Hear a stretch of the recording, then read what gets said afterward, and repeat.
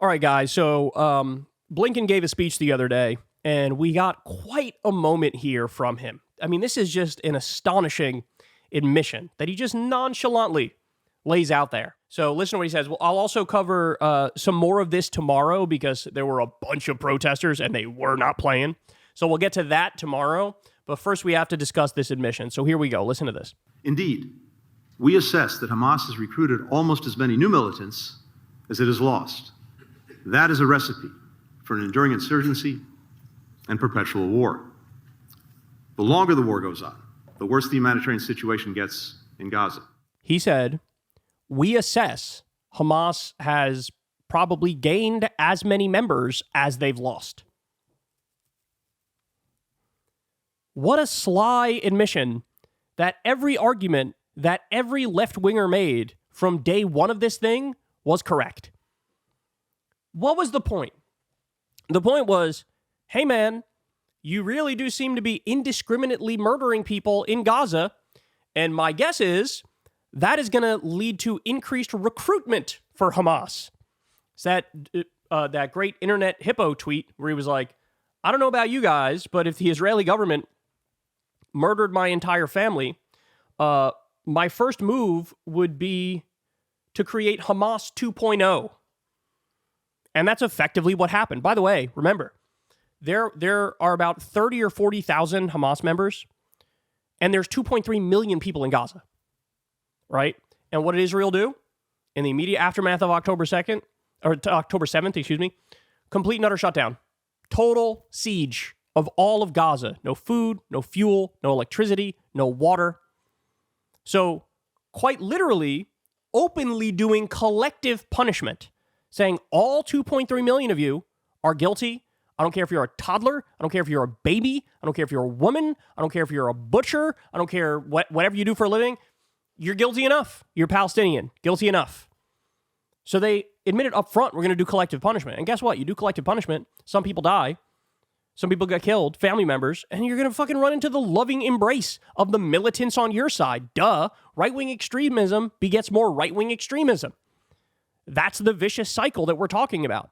But look, again, it's hard to come to any other conclusion, but like, they knew this would be the case. They didn't care. Israel didn't care because they really cared more about ethnically cleansing Gaza. They really cared more about creating a greater Israel, resettling Gaza, starving out the people in Gaza, killing more of the people in Gaza. The next plan, of course, is the West Bank. They want to fully annex the entire West Bank. They've already taken a tremendous amount of territory in Syria since the Assad government has fallen. Right? It's all right in front of your eyes. It's all out there in the open. You don't have to dig far to find it. They're taking more land in Syria. They want the West Bank. That's the thing that's going to happen with Trump next. Just wait for it. That's why Miriam Adelson gave him $100 million and he agreed to total annexation. He let them annex the Golan Heights last time. That's Syrian territory. Let them take that. So going to take the West Bank and they're going to resettle Gaza. That's what it is. And here he is saying, every lefty who was like, first of all, it looks like you're not targeting Hamas. Second of all, what you're doing is going to create more Hamas. This is Anthony Blinken saying, yeah, you were right all along.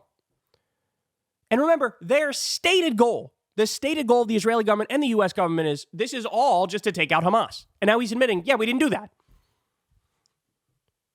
So, I mean, it's just mind-boggling, right? It reminds me of the Iraq War where they would just move the goalpost every time it was convenient, right? They'd be like, oh, we're going in there because he has weapons of mass destruction. Oh, it turns out he doesn't have weapons of mass destruction. Okay, well, we're just going to stay there. What? We're going after him because he worked with Osama bin Laden to do 9/11. Oh, it turns out he didn't work with Osama bin Laden to do 9/11. He had nothing to do with 9/11. All right, we're just gonna we're gonna stay here anyway. Like, just move the goalposts, move it. Anytime it's like, oh, well, that wasn't true. Okay, move it again. So the whole point, they say, oh, we're there to take out Hamas and fight back against Hamas. And here he is admitting, yeah, it's probably about the same number of Hamas now as there was before. Why is this not the biggest story in the country? Why are more people not talking about this? The whole rationalization and justification that was given from day one is complete and utter bogus nonsense. Why are more people not talking about this? God, it's by their own standard. They're saying, we failed miserably.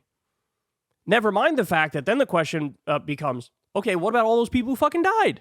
Who the fuck were they? They don't care. They don't care. And we know the numbers. We know you're talking minimum 50,000 Palestinians dead. We've seen numbers from the Lancet as high as 189,000. Could even be higher than that when you include the direct and indirect war deaths.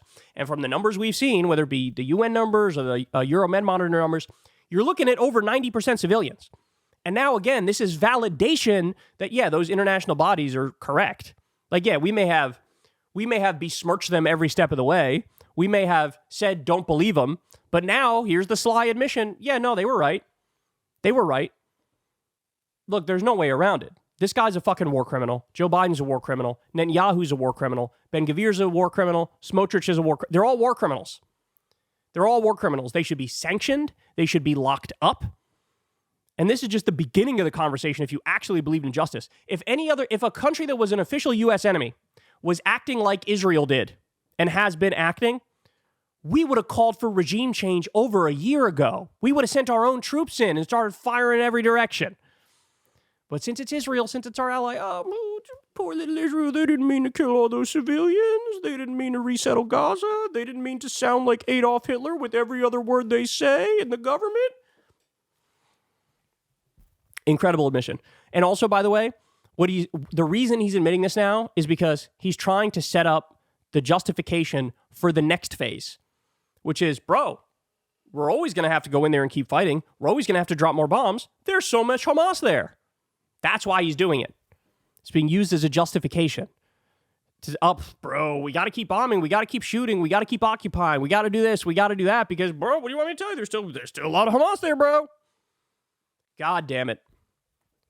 It was never about Hamas. You never fucking cared about Hamas. They cared about ethnically cleansing the region, doing a genocide, taking more territory. They don't view Palestinians as human. They just don't. Don't take my word for it. Take their own words for it. You've seen the laundry list of genocidal statements made.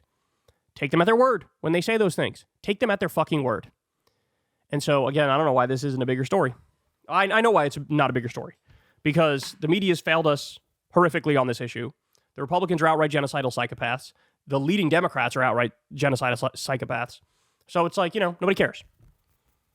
Oh, did we just disprove our own rationale for this war?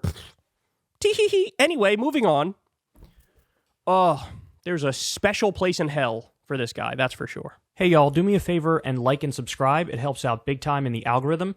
Click the bell as well for notifications when videos drop. And watch that video on screen right now. You know you want to.